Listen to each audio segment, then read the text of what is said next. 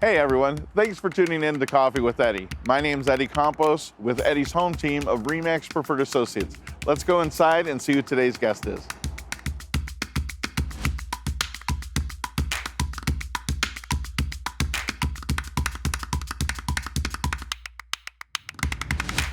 So I had 6 clients that were involved in that whole situation where they got significantly increased tax bills from the school boards or the school districts. And in 2 of those cases, they were in a situation where they were on very strict budgets, and it was going to force them to have to consider to sell the home that they just purchased because they weren't prepared for this. And I don't really feel any of us were very well prepared for this to start happening. It just happened. It actually had been happening throughout the years, but it became significantly more shocking to individuals because of the market and the number of levies happening. So before it might have been a slight increase, but then when you start adding the levies on top of it, and then somebody goes back and retroactively says, now I'm going to, not only was there a levy increase, and we calculated your first tax bill on the old value, now we're going to go back and add it even more, so it was like a sticker shock. And so that's when really people started calling and asking what's going on. And yeah, $1,000 increase in a year to your budget over 12 months to your mortgage, or even a $2,000 in some areas, it definitely was a sticker shock. So what about the commercial businesses that you spoke of, especially with a lot of small business owners in our community? What can happen to them? Same thing. So if they purchase a property and the school board sees that it's $50,000 over our assessed value. Now think about this. Business sale prices are larger. They're it's a more expensive transaction. So the school board has the right to do that. And that's what majority of the school boards are focusing on. They're focusing on commercial appeals more than residential appeals because they realize citizens vote. And not all businesses necessarily live in this county. They may live in other counties.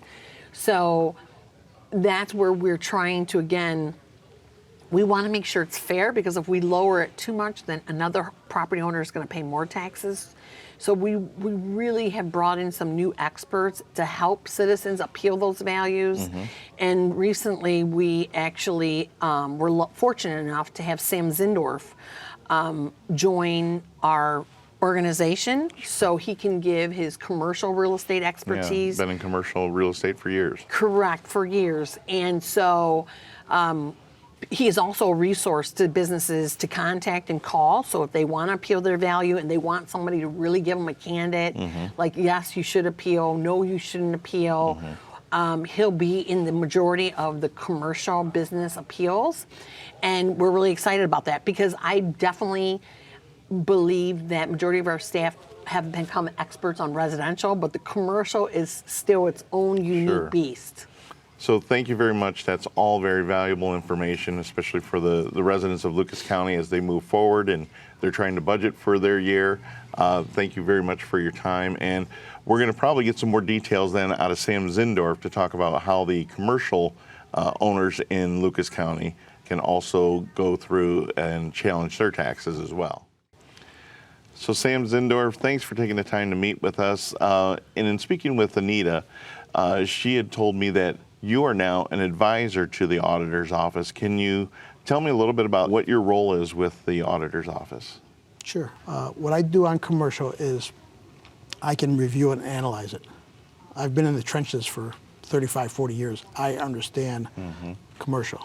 I understand income and expenses. And commercial is so much more complicated than it is with residential. Is it warehouse space? Is it combined? Well, there's so many more variables. Yeah. When you come in on a residential case, I have a 3-bedroom, 2,000 square foot ranch in this neighborhood, and there's 4 other ones on the street that are sold. That's easy. Those are what they're sold for. That's what mine's worth. Commercial, it's what it sells for.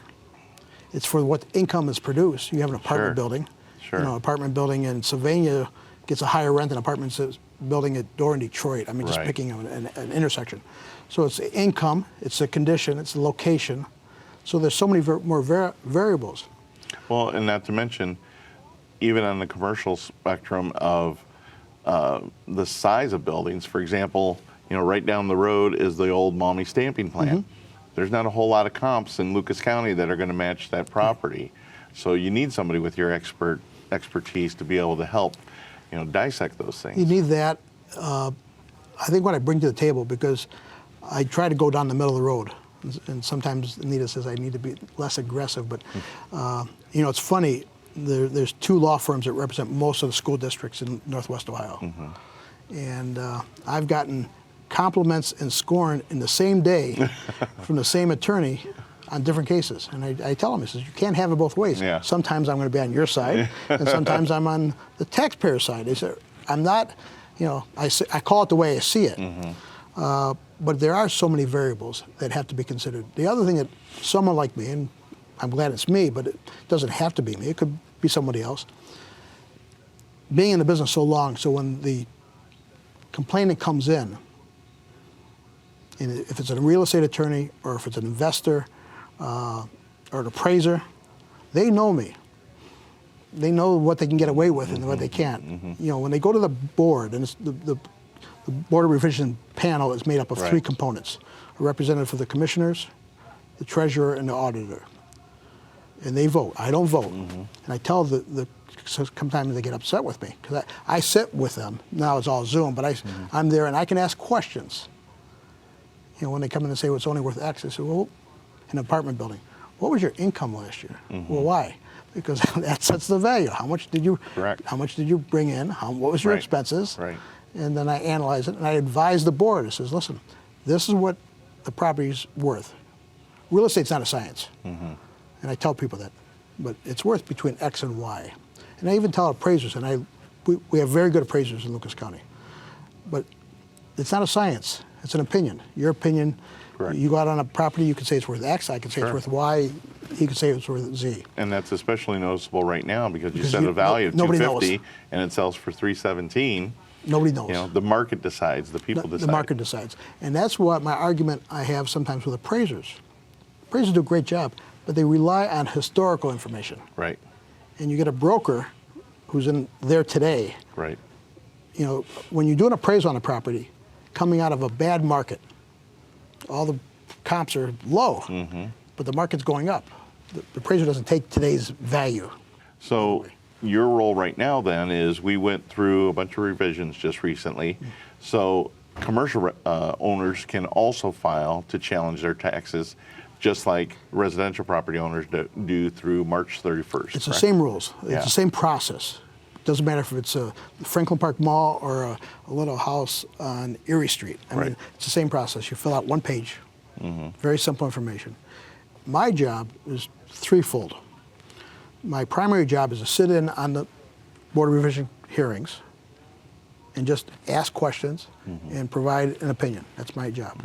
I give it and I leave. I don't vote.